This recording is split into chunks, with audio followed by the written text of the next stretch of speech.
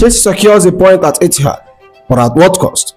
From Enzo Fernandez standout performance to McFarlane game-changing subs, the impact of this on the title race and the latest on Chelsea new manager, as well as the 5 things we learned from City 1, Chelsea 1. But before we dive into this video, if you are new here, welcome to the channel. Or if you have been following me for a while, you know the drills. Help your boy get to that 10k subscriber mark. Let's dive into it. That 1-1 draw at Etihad was a total roller coaster. It showed glimpses of a resilient Chelsea side, one that can stare down the title favourite and refuse to blink. But it also highlighted those deep-seated frustration we all feel about the club's direction. We saw a team capable of fighting for the badge, yet the chaos of the last few days loomed large over every single minute of play. Which brings me to the first thing we learned: the lineup. We came into this game with our heads spinning. New Year's Day already rocked us. Enzo walking away reportedly after fraction with the board set the tone for the uncertainty surrounding the club. So heading into Manchester City away without Moses Caicedo, Cucurella, Wesley Fofana and Robert Sanchez. Everything about this fixture screamed damage limitation. I won't lie, I feared the worst. And then the lineup dropped. At first glance, it looked like a makeshift starting 11 held together with tape. Achiampong, Chalobah, Badioshu, Gusto. Not exactly the kind of backline when you want to go toe-to-toe with Manchester City. But once the game kicked off, something became clear very quickly. This wasn't chaos, this was control. What stood out wasn't individual brilliance, it was the structure.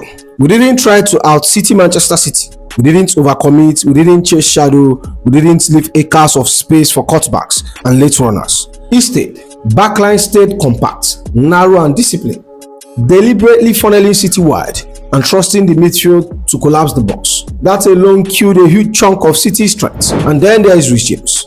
Now I've said it before and I'll say it again. When Reece James is fit and locked in, he changes the entire flow of this team. Not just emotionally, but tactically. His numbers don't scream headline performance, but they tell the real story. He finished with a 6.7 rating, 84% pass accuracy, 7 recoveries, 5 defensive contribution, 4 ground well won, 2 interception. That's not flashy, that's control. That's a captain who understands game states, tempo and risk. We didn't ask him to be a winger, we asked him to be an organizer, a stabilizer, and he delivered. And what impressed me the most is, despite having just 42% possession, we never looked like passengers. We created 3 big chances, took a shot, and here's the kicker: we won the XG battle. Man City 1.15 to Chelsea 1.99. Let that sink in. Away at Etihad, with half of the spine missing, we created better quality chances than them. That Enzo Fernandez equalizer, a 0.98 XG. Tapping didn't come from luck. It came from positioning, patience and belief in the system. We stayed in the game long enough for City to blink. And when they did, we punished them. So what did this lineup really teach us? It taught us that system beats personnel. That when players understand defensive triggers, spacing and responsibility, we don't need perfection, we need discipline. This wasn't about name on the team sheet, it was about collective buy-in. And for the first time in a while, I walked away thinking even in chaos, we can still compete. Which brings me to the second thing we learned: respect Enzo Fernandez. This is the part where we need to stop being dishonest with ourselves. Enzo Fernandez has become the easiest target whenever we struggle. When we win, he's solid. When we lose, he's suddenly the problem. That lazy narrative died at Etihad, because tonight, Enzo stood alone. No Moses Caicedo beside him, no safety net. No destroyer doing the dirty work so he can just spray passes and look elegant. Instead, Enzo had to do everything: progress the ball, protect the backline, arrive in the box, and survive one of the most aggressive presses in the world. And he delivered. A 7.7 rating, 1 goal, a big chance created, 2 key passes, 3 shots, and that's already a strong attacking night. But the restatement was what he did without the ball. 11 defensive contribution, 3 tackles, 1 interception, 3 clearance, 7 ground well won. That's not a luxury midfielder. That's a midfielder carrying responsibility. His heat map told the same story the number did. Enzo was everywhere, dropping deep to receive, stepping into half spaces to progress play, and still making late runs into the box. That equalizer wasn't luck or ghosting, it was intelligence. He read the situation, trusted the structure, and attacked the space at the right moment. And what impressed me most was his tactical maturity. Against City, it's easy to get dragged out of position, to chase shadows, to panic when Rodri and company start rotating. Enzo didn't do that. He blocked passing lane, slowed the game down when we needed to breathe, and accelerated it when City looks vulnerable. That's elite game management. And let's talk about leadership. This wasn't a good performance. It was a statement. Away from home, against a world-class midfield, in a team missing key pillars, Enzo showed he has the technical level, mental resilience and football IQ to compete with the very best, regardless of who is standing next to him. So if you are being honest, this game didn't just demand respect for Enzo, it forced it. And if this is the version of Enzo Fernandez we are getting, responsible, brave and complete, then the conversation around him needs to change. He wasn't being carried. This was him carrying. Which brings me to the third thing we learned: impact substitution. This was the moment one of the laziest narrative about Chelsea completely fell apart. The idea that this squad is too young, too soft or incapable of managing big moments took a back seat the second the substitution were made. Because when legs started to go, the bench didn't weaken us, it elevated us. The turning point was Andre Santos. The moment he stepped onto the pitch, we stopped looking like a team hanging and started looking like a team with ideas again.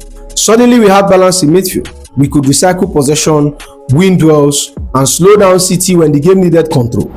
Andre Santos didn't come on to hype. He imposed himself. He finished with a 7.4 rating, 90% pass accuracy, 5 defensive contribution, 4 ground duel won, 1 interception, 1 clearance, 1 shot block.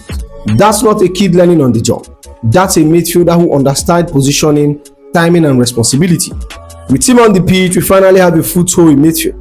And for the first time in the second half, City looked uncomfortable. Then there is Leon Delap. This was about profile. The lap introduction changed the dynamic of our whole attack. For the first time all game, City centre-back had to deal with a striker who wanted contact, who ran channel, who made them defend facing their own goal. He finished with a 6.2 rating, 2 shots, 1 on target in 28 minutes. Sound dramatic, but the effect was obvious. In my opinion, this was his best performance in Chelsea shirts. Not because he scored, but because he gave us something we didn't have before, a vocal point. He made us stick together high up the pitch, relieve pressure and allow Cole Palmer and Pedro Neto to play closer to goal. And then there is Joao Neto, thrown into a high pressure situation at Etihad, and he looked calm. That's the scary part. He didn't panic on the ball, he didn't 2 feet clear, and didn't shrink under City press.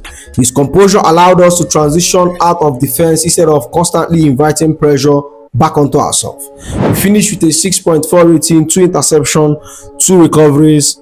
Clean, simple decision making. That's maturity beyond these years. So what does this substitution really teach us?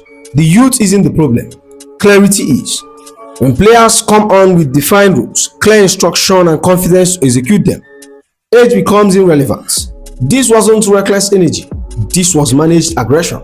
We didn't survive because it took their foot off the gas. We survived and competed because our bench showed personality. And that leads directly into the fourth thing we learned: the impact on the title race. Context matters, and this is where these draws start to feel a bit different. With Arsenal edging Bournemouth 3-2 at the Vitality, that result combined with our draw at Etihad opened a 6-point gap at the top. On paper, a point against City is always something you take, but emotionally for us, it comes with a sting. Because by holding City to a draw, we didn't just help ourselves, we helped Arsenal. Chelsea, whether we like it or not, just played the role of title race kingmakers.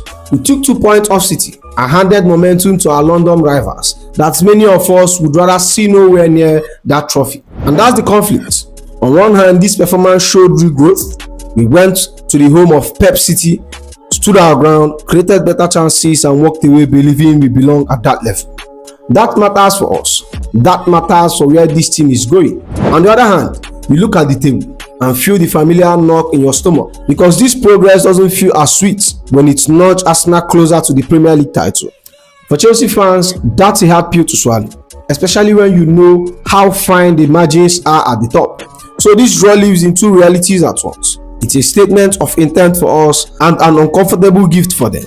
That doesn't mean we regret the performance, far from it, but it does remind us, even when we are not in the title race, we have influence over it. And that brings us to the 5th and final thing we learn: BlueCo Out. Here is the uncomfortable truth. We can talk about tactical progress, gritty performance, brave subs and statistical edge all day, But none of that fixes the thing a huge chunk of our fans are pissed about.